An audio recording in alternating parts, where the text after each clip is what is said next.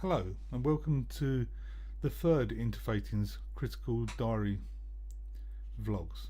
My name's John Garrett and the subject of this vlog is polychronicity in the work and the work of art.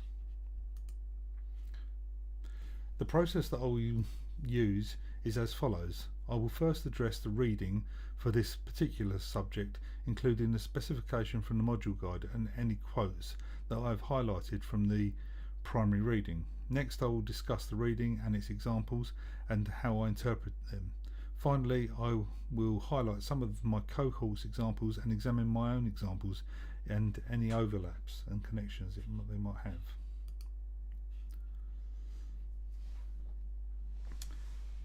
So turning to the module guide, this is the specification from the module guide.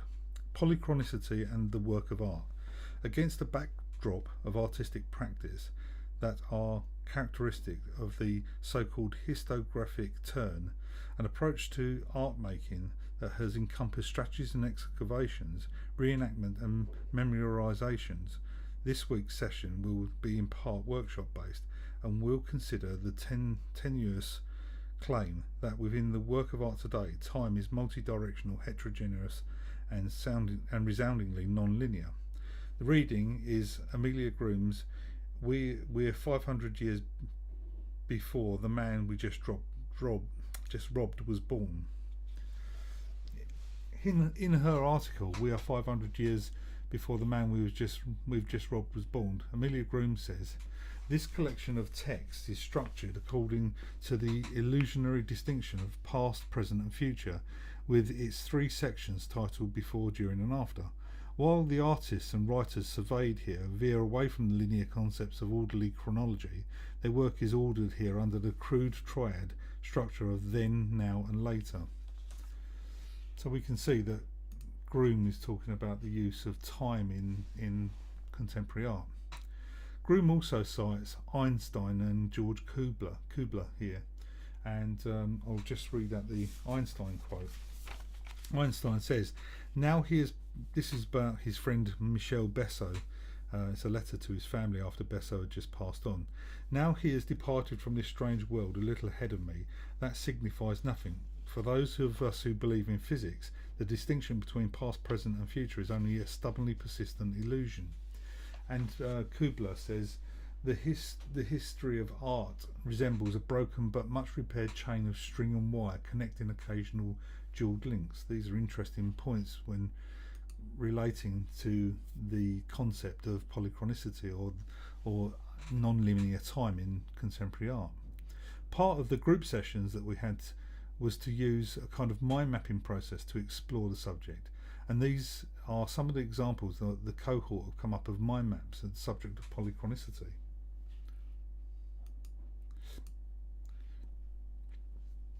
Emma Richardson and I did the same mind mapping process, and these are the examples that we came up with.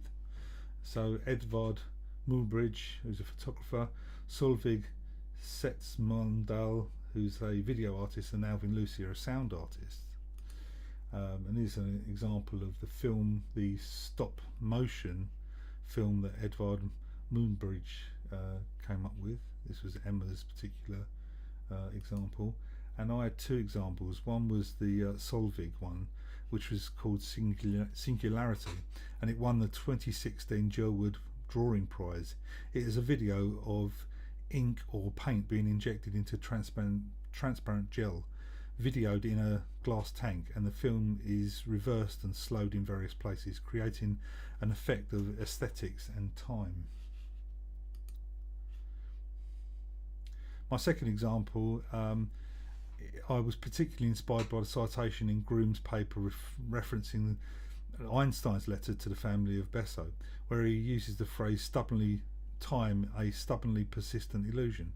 It brought to mind the work of the sound artist Alvin Lucia, in particular his tape loop piece called I'm Sitting in the Room.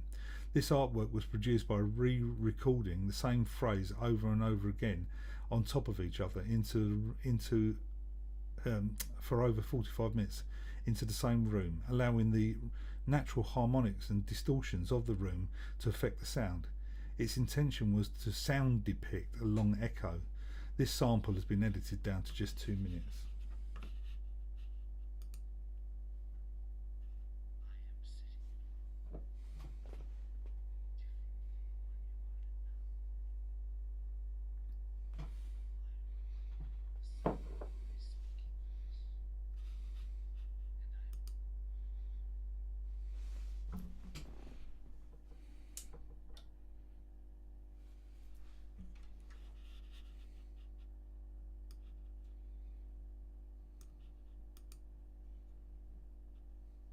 Sitting in a room different from the one you are in now. I am recording the sound of my speaking voice, and I am going to play it back into the room again and again until the resonant frequencies of the room reinforce themselves, so that any semblance of my speech, with perhaps the exception of rhythm, is destroyed.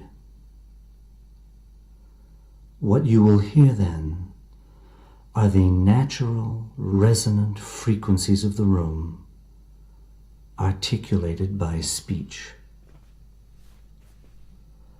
I regard this activity not so much as a demonstration of a physical fact, but more as a way to smooth out any irregularities my speech might have.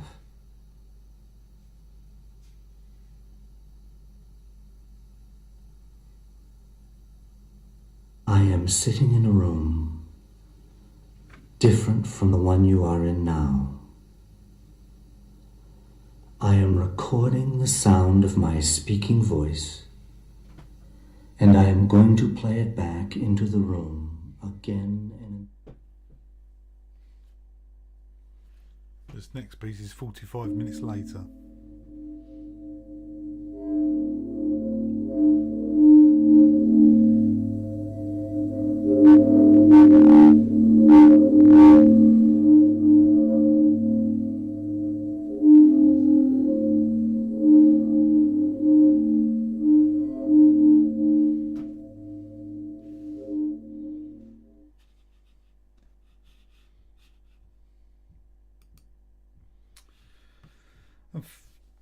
This is the poem or the performance art piece, spoken art piece, that I created as an outcome of reading this section and doing this study. And here is a picture of the notes that I made during the sessions that we had. As you can see, these have inspired a thought processes to start me working up on several different ideas. Thank you for listening.